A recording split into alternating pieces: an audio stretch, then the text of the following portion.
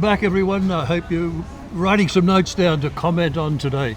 I wanted to ask Bronwyn, who is the best possible person to ask this, should Pauline become goddess of the country? Who does she need to have in her ministry to run Treasury, to run Defence, to run Agriculture, to run? What does she need to do to be a party? Well, she is a party, but she's Yes. not going to do any of those things. Right. Now, listen to her own words. She said after a South Australia election, don't get ahead of yourselves. She said that she does not want any ministries. She's prepared to support a coalition to have supply, to be able to run the finances of the country, to support it.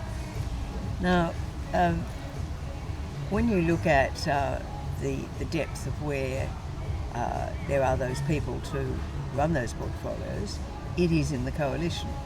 That's just a matter of fact. 100%. Nope. So that's the way it's going to stay. So the Liberal Party has to continue to win seats off Labor, Yes. and it has to concentrate on the seats where it is possible for it to do that. And they need to talk to Pauline or One Nation about affiliating, amalgamating. Don't you see the orange vote as a protest vote by normal Australians? They're saying, listen, you guys don't seem to be able to do the job. Labor seems to be able to get ahead all the time because you guys are no different to they are. And we're going to vote orange because they're different. They're what they want. I see that the One Nation Party will take votes off Labor as well, and they started to do that in South Australia. And the Labor Party will recognise that. The vote of whereas you might see it as 22%, it is much stronger in the regions. And that's where, of course, people feel the pressure coming in an election. So, no, there's no amalgamation. No, there's not a formal coalition.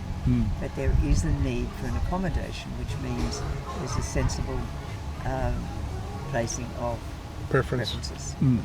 But what is said about Pauline's party, what I hear, is that they're just activists. They have no strength, no policies, no structure, no foundations. They're activists. What I'm sure now the coterie of people she has around her, they must be saying, having a coffee together, what do we need to do to show the general public that we have the knowledge not to be activist, but to be progressive, to have platforms and plans and policies. Well, I don't think they're ever going to be the Progressive Party. That's right. That's the left. Yes. But what you're saying about the criticisms you hear basically come from particularly the media and from the major parties. Yep. Because they're a competitor.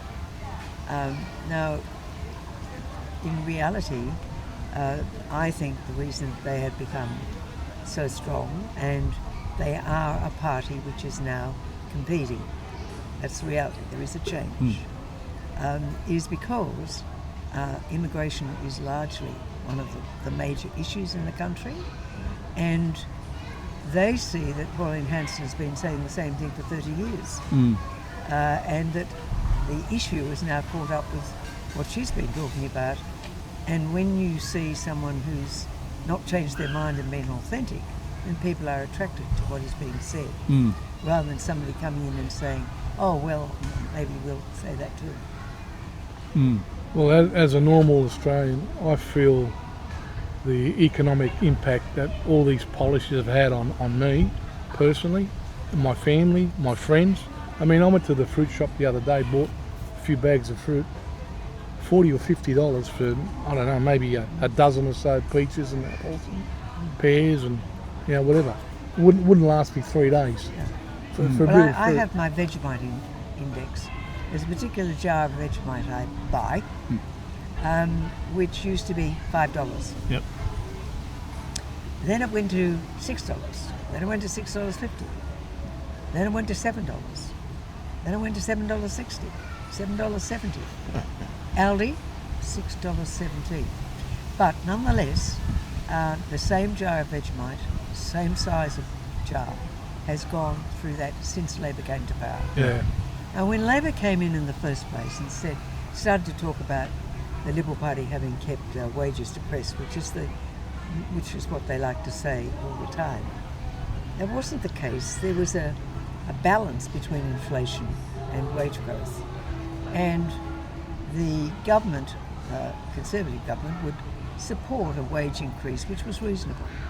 The Labor Party is now going to support a wage increase which is above the inflation rate. That is a recipe for disaster. It really is. It doesn't benefit the people at all. As I keep saying, you might have more money in your pocket, but it will buy less. And that is what Labor governments do. You know, it's funny, probably when you mentioned Vegemite then, my favourite Vegemite, God bless him, was Dick Smith.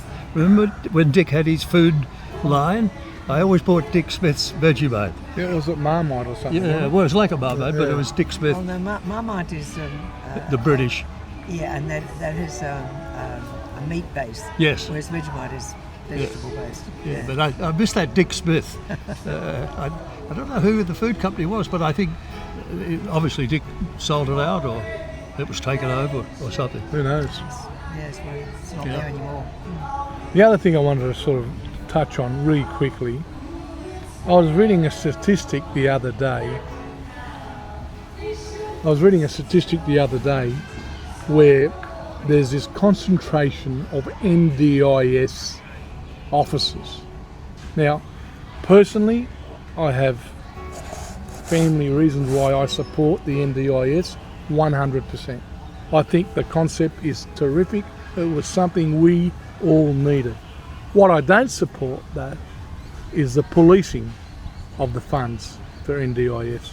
Apparently, in one certain area we call Lakemba, where I served, there are that many NDIS officers. There's one for every 15 people. So if that does not scream organised crime, if that does not scream fraud, if that does not scream we are taking taxpayers' money from under their noses, I don't know what it means to the government. Why are they not investigating and prosecuting these people?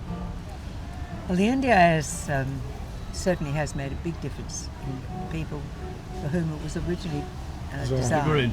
Yeah. For instance, I have a young friend, she's an adult of course, who had very difficult cerebral palsy, and the NDIS has made a huge difference to her life. Yes. And it's wonderful to see.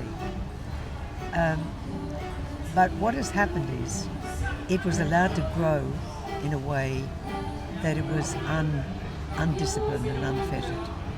And if you listen to an interview that its originator, who gave an interview before he went off to become the Chancellor of Canterbury University, or the Vice Chancellor, he said that the NDIS accounts keeps unemployment at 4% because it has put so many people in employment. Now, is that productive employment? How has it been allowed to happen? The points you make, I've also seen those reports. There have been prosecutions for fraud, but the extent of the growth in the NDIS has to be brought back. There really has to be quite dramatic reform.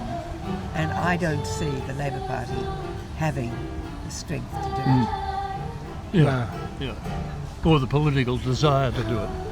Well, it's votes. And at the end of the day, that's their voter base. What we're going to wrap up shortly because where we are at this wonderful Newport Hotel is starting to come alive. Vinny's going to sing today, I believe. Yeah. All the nursery rhymes. So we're going to come back to sign off, but I'm going to ask if Bronwyn has one or two little final questions to ask us. So stay with us, please.